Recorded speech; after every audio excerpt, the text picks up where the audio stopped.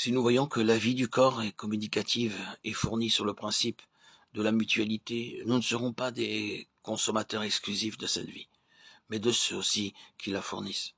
Si dans le corps de Christ, il y a beaucoup de gens qui puisent la vie et peu, en contrepartie,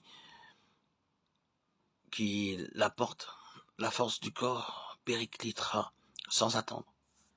C'est pour cela que nous devons prier pour les autres. Dieu veut que par la prière, vous apportiez de la vie aux autres membres. Ainsi, lorsqu'ils ont besoin de l'énergie de la vie, elle pourra leur être fournie. Dans 1 Corinthiens 12, 26, nous disons « Et si un membre souffre, tous les membres souffrent avec lui.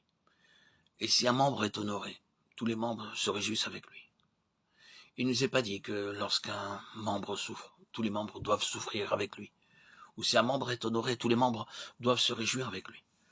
La parole de Dieu déclare que quand un membre souffre, il est un fait que tous les membres souffrent avec lui. De même, lorsqu'un membre est honoré, c'est un fait, tous les membres se réjouissent avec lui. Ceci explique pourquoi, à certains moments, sans raison apparente, vous vous sentez très bien, en d'autres occasions, vous ressentez un fardeau intérieur. L'explication de cela, c'est que vous enregistrez intérieurement les communications intimes d'un corps. À l'époque d'un grand réveil du pays de Galles, il y avait une sœur qui vivait dans une autre contrée. Un jour, tandis qu'elle priait avec 2 ou 3 autres croyants, un flot de vie s'est déversé sur elle. C'est une expérience qu'elle n'avait jamais eue auparavant. Cela s'est prolongé pendant 2 ou 3 mois. Elle pouvait sans aucun effort demeurer en contact avec Dieu, comme si les cieux s'étaient trouvés à portée de la main. Un jour, elle a lu dans un journal ce qui se passait. Elle a alors réalisé que c'était le réveil du pays de Galles qui était à l'origine du puissant flot de vie qu'elle avait reçu. Lorsqu'un membre se réjouit, les autres membres se réjouissent aussi. Le corps de Christ est un corps vivant, avec une réelle vie organique.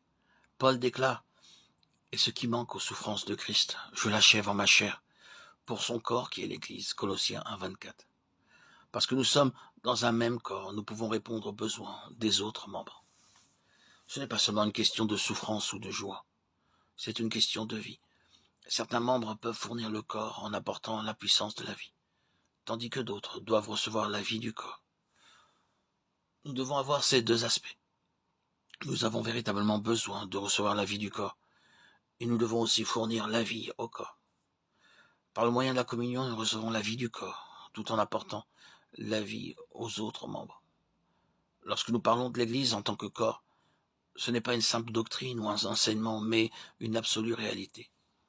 Lorsque les enfants de Dieu se rassemblent en tant que membres du corps, c'est aussi un fait absolu. Ainsi donc, nous devons recevoir avec joie l'aide apportée par les autres, et nous devons aussi vouloir aider les autres, frères et sœurs. Nous devons obéir et nous soumettre à l'autorité du Seigneur, jouir de la vie du corps, et en même temps fournir la vie aux autres membres. Ce sont les 3 principes les plus importants pour pouvoir vivre dans le corps de Christ.